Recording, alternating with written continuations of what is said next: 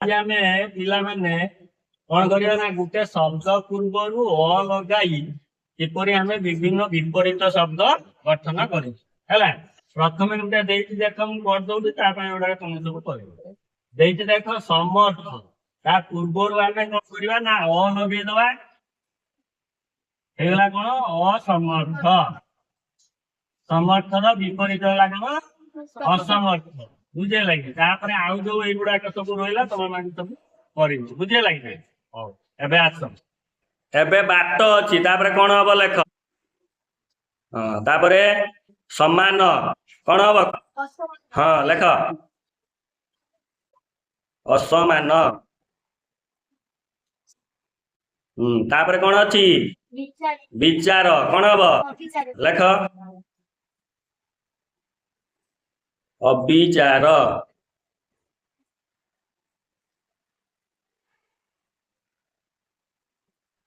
ତାପରେ କଣ ଅଛି ସାଧାରଣ, କଣ ହବ ଅସାଧାରଣ।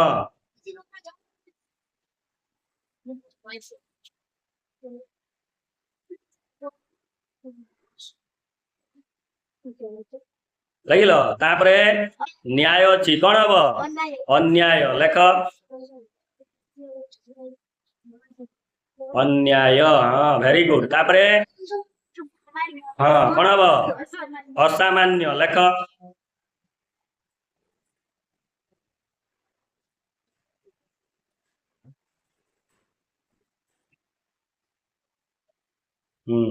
ତାପରେ କଣ ଅଛି ପୂର୍ବ, କଣ ହବ ଅପୂର୍ବ, ଲେଖ। ତାପରେ ତାପରେ କଣ ଅଛି ପଢ, ଯୋଗ୍ୟ, କଣ ହବ ଅଯୋଗ୍ୟ, ଲେଖ।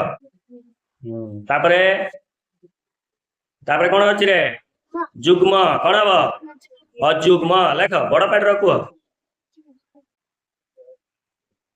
ତାପରେ ତାପରେ କଣ ଅଛି ପଢ, ସଫଳ, କଣ ହବ ଅସଫଳ।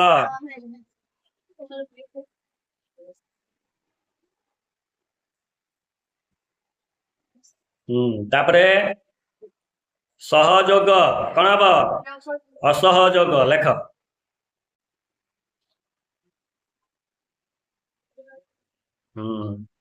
ଭଲ ଲାଗିଲା ନା ଭିଡିଓ ସମସ୍ତଙ୍କୁ? ତାଳି ମାରିଦିଅ ଟିକେ।